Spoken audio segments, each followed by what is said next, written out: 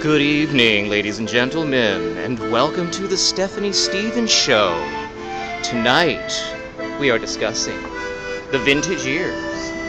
Now, your fabulous, fabulous host, Miss Stephanie Stevens. Well, hello everyone. How's everyone doing out there? Well, thank God you guys tuned in tonight to my show, the Stephanie Stevens T, right here on YouTube. Tonight, my very special guest is Retro Maddie. It's all about the vintage years of porn, fetishes, and sexual experiences. We'll be talking about all of that tonight with Retro Maddie right here on the Stephanie Stevens Show. Thank you guys so much for tuning in. Be sure to subscribe. We have lots and lots more coming to you. Now, right now, I'm going to welcome my very special guest to the stage. Please welcome to the Stephanie Stevens Show. This is Retro Maddie.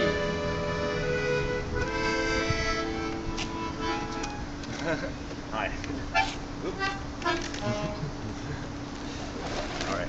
Hello. Hi, Maddie. Hi. How are you? Good. I hope the recording thing was okay. Yeah, it was great. All right. Thank you for coming on my show You're tonight. absolutely welcome. I hear so much about your line of clothing online. Now, tonight, we're going to talk about a lot of different things on the Stephanie Stevens Show. And like I said, you are young, energetic, and you have your own clothing line of underwear and different things. So tonight, I want you to talk to us about those things. Is that okay with you? Sounds great. All right. Now, for my audience that doesn't know Retro Maddie, his website is retromaddie.com. Am I right? Yes. Okay. So check him out and see what he's selling. He's got lots of different underwear for all of you men and trans women out there that like a different way of wearing your undies. Okay. Now we're gonna get right into the questioning tonight for Retro Maddie. I just want to ask you now. You sent me in a couple of questions of things that I should ask you because you want your audience to be clear about exactly what you are doing. Well, you said the topic was vintage pornography, right? So Yes. yeah. How would you describe your relationship to vintage pornography? Well, I mean, as a child of the 80s, retro 70s and 80s porn was for me and for many of my generation the first exposure kind of to erotic film that I experienced anyway. We used to sneak into our parents' closets, or we had older siblings, and the style of retro pornography is really kind of one of the first that we were exposed to. So naturally, it leaves a kind of a lasting impression on us. Oh, okay. Well, now that we all have impressions of our last sexual experience or our first time doing it. I know some of you got some stories out there for Stephanie Stevens. Let me know when you had your first experience. Send me those emails at mstoronto@hotmail.com. I want to hear all your stories, and you could probably be on the Stephanie Stevens Show, season 2. Now, so that describes your and your generation's personal relationship experiencing vintage and retro porn. What about professionally? Any connections there? Well, I mean, it's kind of an aesthetic, really, overall. I mean, the clothing and especially like the intimate garments that you see in 70s and 80s porn, was very distinctive. And so, like with the high socks and the funky colored briefs of that era, with that in mind, I kind of got into designing retro-futuristic underwear, and just based and influenced by the styles from that era. So you design and inspire retro underwear. Is it made here in Canada? Yeah, in fact, actually, right now I make it all myself personally. A handmade every order on demand. Just at a small studio here in the Career Village. So just a half a block from where we're filming right now. So what makes you different than other underwear makers? Well, I mean, there's been different manufacturers that have brought back the bright colors and stuff, but I've actually brought into the design of the underwear modern features like seamlessness on the sides and a double front fly, so you can access whichever side you want. A lower hip fit as well. Although I'll have to tell you, a lot of my best-selling styles have been actually the high waist ones because it's really hot, in the culture right now. But all of the designs and stuff are original and based on stuff. It's just inspired by the designs from that era. Okay, so you have a pair on now. I do, yes. Okay, well, could you stand up and show our Sure. audience? Sure. These ones have pockets actually in them. Yeah. See They have pockets. Yeah, these ones have pockets, so you can stash your stuff in them. So if you go to the beach, you can keep your stuff in your underwear. You can walk around in your underwear if you want. It's great for the summer. It's been really hot out, right? So. where can we get your underwear, your homemade collection? Yeah, it's at retromatti.com. It's M-A-T-T-I with an I, although you can spell it either way, it'll still send you to the right place. Mm-hmm. So yeah, RETROMATTI.com. And we ship all around the world. We've had orders from everywhere, like in Japan, Germany, you name it. Mm-hmm. So in vintage pornography, often the costumes were very gender binary. Is it true of your product line as well? Actually, we take pride in the fact that actually almost all our products are gender neutral. Given the popularity of like guy style briefs for girls, I think it's time the world's ready. Most of our customers have been guys, but not all. Now, as you can see, I have a few porn magazines in the back here on the Stephanie Stevens Show. Now, the reason we brought these porn magazines is because I wanted to ask you just a couple of questions. Now, your first experience of coming out and knowing that you like men and women, which did you look at porn magazines? Oh, I mean, when you're hitting puberty, like you try and expose yourself as much as possible to figure out who you are and to figure out what you're attracted to. Absolutely. Mm-hmm. So, what kind of magazines were you actually drawn to? What type of magazines? Well, I was of the generation we didn't really have as many magazines. We wrote with on the internet. It's actually a lot more of a digital kind of thing now. Okay, so what if I was to say I went home with Retro Matty, what kind of porn would we be watching? Oh, I do love porn from that era. So Catalina, Cadino, Wymack. One of my favorite production companies was Nova. Actually, they were actually one of the first companies to introduce clothing as actually part of the actual, like not an incidental thing, but actually part of the experience of the scene. Like actually added, enhanced to the scene. So they'd have like football players, in their football outfits. It's really kind of nice aesthetic. So football fetishes. Well, sure, why not? Sports playing. I mean, what's more homoerotic than sports? A bunch of guys wrestling. I spent a few times in those locker rooms. I bet. Haven't we all? Now, what I would say is, now, what is it that you're designing this clothing line? What is it that you want your audience to know about the kind of clothes and underwear that you're actually designing? What is the message? Well, I mean, you can be whoever you want to be. That's certainly part of it, and you can relive kind of the aesthetics of your childhood, or if you're younger and today, you can find new life in them, and be whoever you want to be. Be whatever gender you identify as, whatever your sexual interests are. You can. It's for boys and for girls. If you like boys, if you like girls, if you like something in between, if you are something in between, that's totally fine. I'm something in between myself. So, I think it's so great. And I really think that it's the kind of thing that is made of cotton and stuff. It's for everyone. It's really comfortable and yeah. Okay. So now can I just ask? I know it's a little personal. You don't have to answer it if you don't want.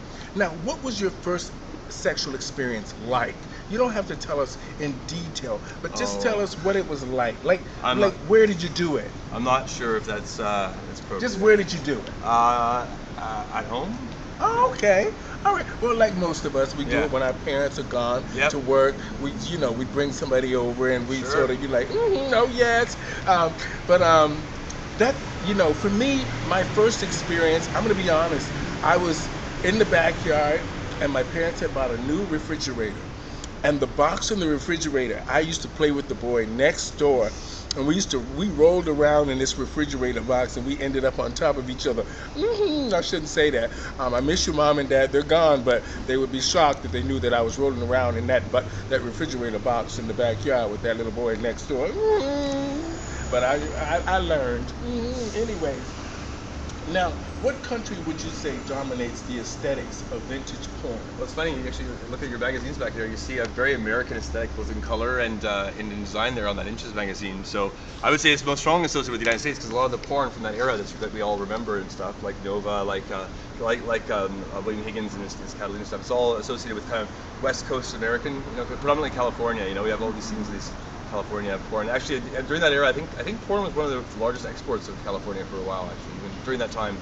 Yeah. Well, I'm from Florida, and they used to have a really huge porn industry there. And I remember getting all of the Blue Boy magazines, and used to watch Jeff Stryker videos. Oh, Jeff Stryker, yeah. And even some of the old videos with the white guy Larry Holmes. You remember him from the 1970s? He died of AIDS, but he was big in a lot of big in the retro days and Yeah. in the vintage time. And you know, those porn videos were very attractive because they showed the fantasies of a lot of us. Yeah. He sort of had a very large, and he people fantasize about that. Yeah. And today, now, would you say to the people out there, how do you think they should?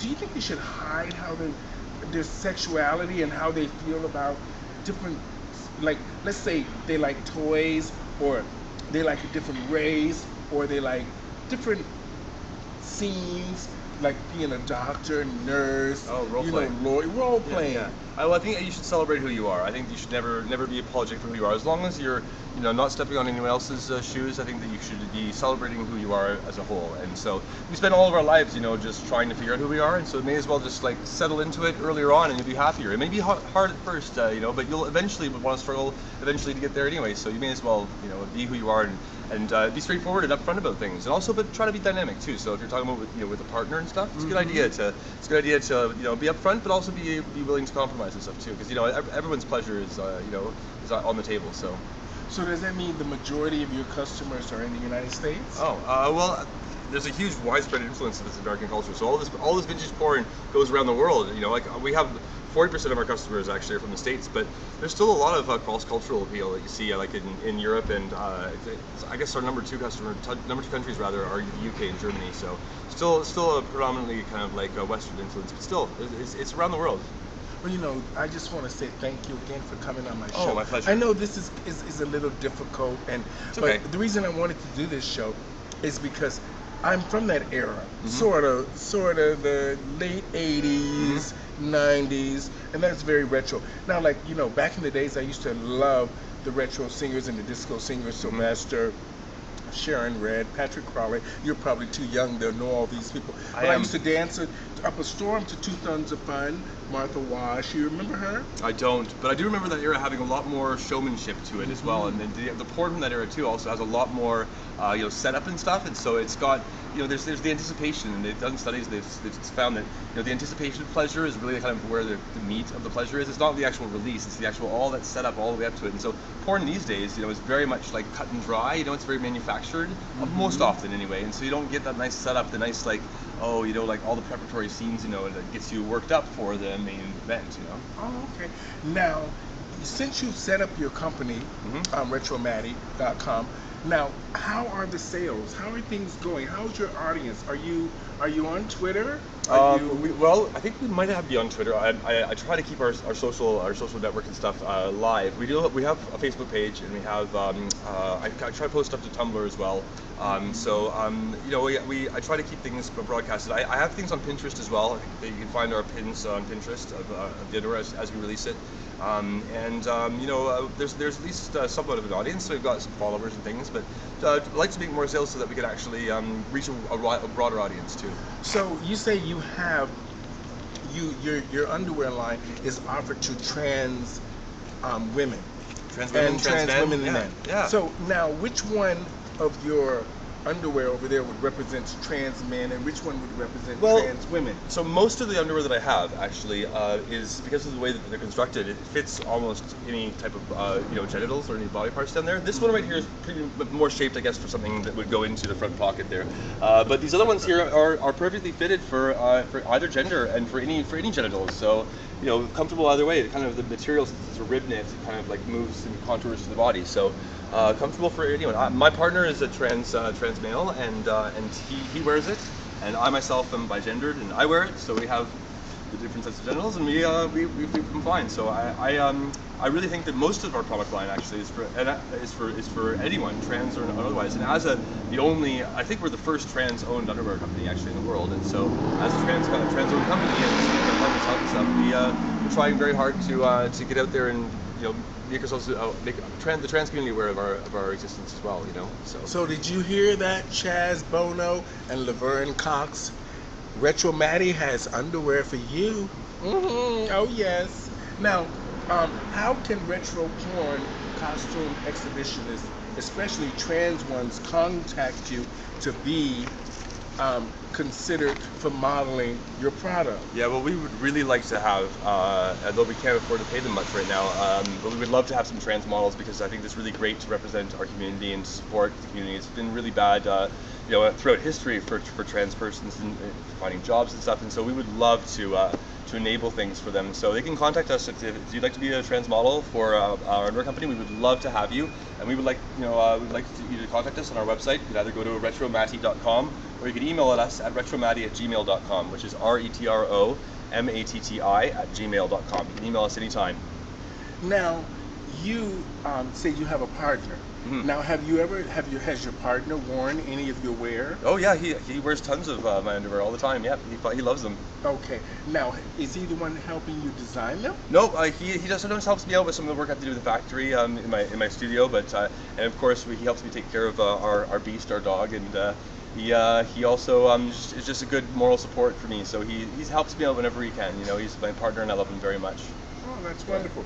Now, when you say that you make underwear, do you have anything else lined up, like cups, bras? We just different. We just released actually the sports bras that I designed. We just released them in the past few days actually on the site. You can get the sports bras that match the colors of the underwear. So it's for, and it could be worn because they contour to the body. They can be worn by if you have breasts, if you don't, if you want breasts, if you don't want breasts, whichever you want, whichever kind of body you have, you'll support your body type. So it's for everybody.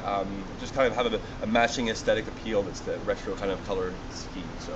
So you're looking for a variety of different body types to model your products. Absolutely. Especially, I'm really sick of actually this narrow view of beauty from all the fashion and perfume boutique advertisements. So anybody can be beautiful, and we'd love to have anyone who shines brightly as themselves, with any body type to come model up the underwear for us. We would actually really love to have you. Thank you guys so much for tuning into the Stephanie Stevens Show. Today we had Retro Maddie on, and I just want to say thank you. Make sure that you guys get out there, check out his line, check out his website. That's retromatti.com. Yep. I'm Stephanie Stevens, and on YouTube I'm Stephanie Stevens T. Check me out on there. I'm on Twitter at Miss Toronto 2. Add me. Be sure to subscribe. Thank you guys so much for tuning into the Stephanie Stevens Show. Thank you, Retro Maddie. You're welcome. Thank you very much. Thank you, everybody. Bye. And good night.